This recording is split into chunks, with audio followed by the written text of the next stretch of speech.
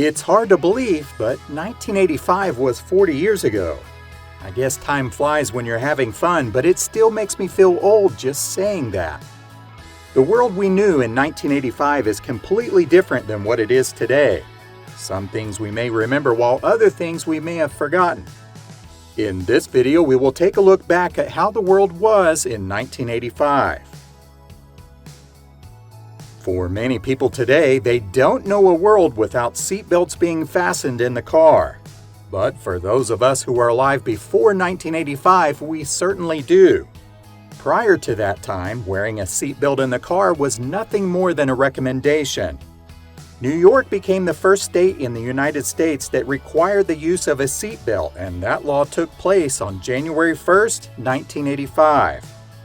Later that year, the New York Times reported that the number of drivers and passengers killed in motor vehicle accidents in the state declined by 27% in the first 3 months after the law was put into effect.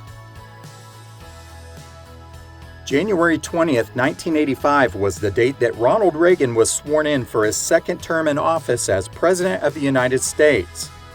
George H.W. Bush was his vice president, and later on he was sworn in as president on January 20th, 1989. The AIDS crisis was in full swing during the 1980s, and many people were terrified of this disease. On March 2, 1985, the FDA approved a blood test for the disease. There was an earlier test, but it wasn't designed to diagnose patients, but rather screen donated blood for possible infection. President Reagan had called AIDS a top priority at the time. Most people think of the 1990s when they think of .com's beginning, but it was actually earlier than that. The first .com domain ever registered was symbolics.com on March 15, 1985.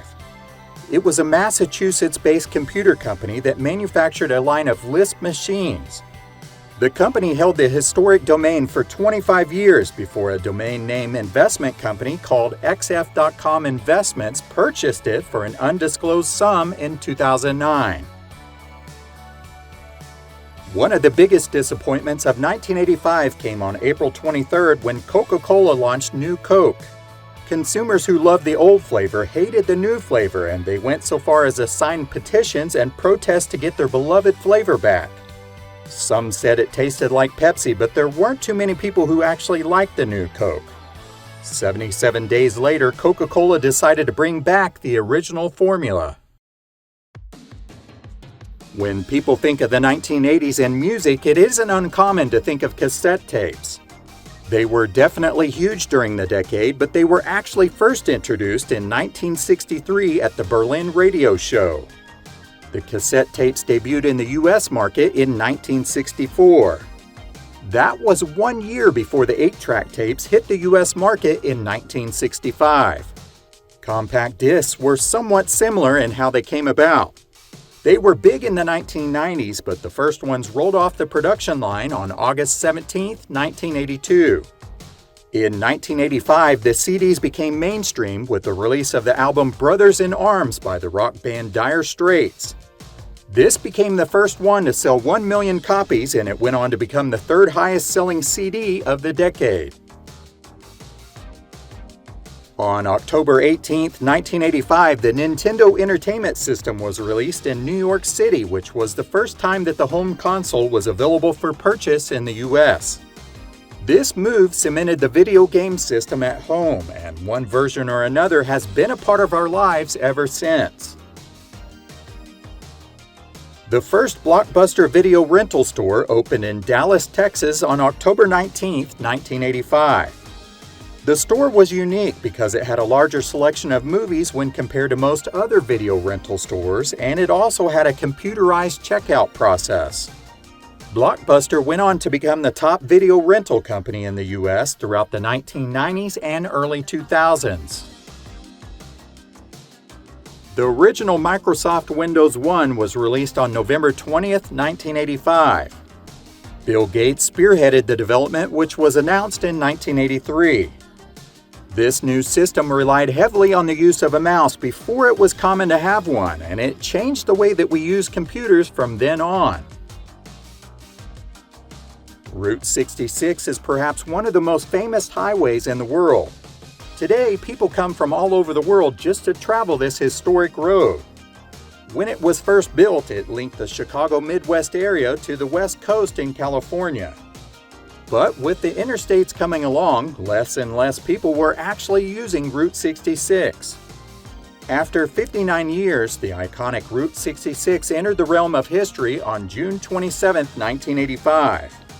The American Association of State Highway and Transportation Officials decertified the road and voted to remove all the highway signs. Those signs were placed back on the route during the early 1990s thanks to Route 66 associations. Next year, in 2026, the historic route will be celebrating 100 years. The 1980s was a huge decade for Michael Jackson. He made the moonwalk famous, and his album Thriller became the biggest-selling album of the 80s, and some say it's the biggest-selling album of all time. It had several hits that were released off of the album, and the music videos changed our perception on listening to music. Because of all this success, Jackson had a lot of excess money. One of the things that he did with this money is purchase the publishing rights to the vast majority of the Beatles' catalog for $47 million on August 14, 1985. Since its sinking, the story of the Titanic has captured the imaginations of people worldwide. The wreck of the Titanic was discovered in 1985, which was 73 years after it sank in the North Atlantic Ocean. It is located about 400 miles east of Newfoundland in about 13,000 feet of water. Hollywood actor and icon Rock Hudson became the first major U.S. celebrity to die of complications from AIDS on October 2, 1985. His passing raised public awareness of the disease, which had largely been ignored by many in the mainstream. At age 26, Lynette Woodward became the first female Harlem Globetrotter player on October 7, 1985. She was the captain of the gold medal-winning U.S. Olympic women's basketball team in 1984. On January 28, 1985, Quincy Jones gathered some of the biggest pop stars of all time to sing and record We Are the World. It would eventually go on to sell more than 7 million copies and raise more than $60 million for African famine relief. There really hasn't been another project like it since that time, and there probably never will be. On July 13, 1985, at Wembley Stadium in London, the Live Aid concert raised more than $100 million for famine relief for Africa. The 16-hour super concert was broadcast by satellite to more than 1 billion viewers in 110 nations. On March 31, 1985, the first Wrestlemania was held in Madison Square Garden, New York. The main event was a tag team match which featured Hulk Hogan and Mr. T versus Paul Orndorff and Roddy Piper. The Teacher in Space project was a NASA program that was announced by Reagan in 1984 to inspire students and teachers to get into mathematics, science, and space exploration. The idea of the project was to take teachers into space as payload specialists, and then they would return to their classrooms to share their experience with students. On July 19, 1985, the first teacher was selected, which was Christina Olive from New Hampshire.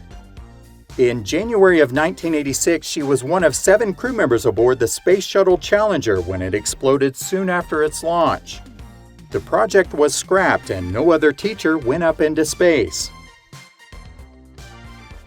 On November 19, 1985, Ronald Reagan and Soviet Union leader Mikhail Gorbachev met for the first time in Geneva. In late 1985, the Ford Taurus and Mercury Sable were released for sale to the public in the U.S.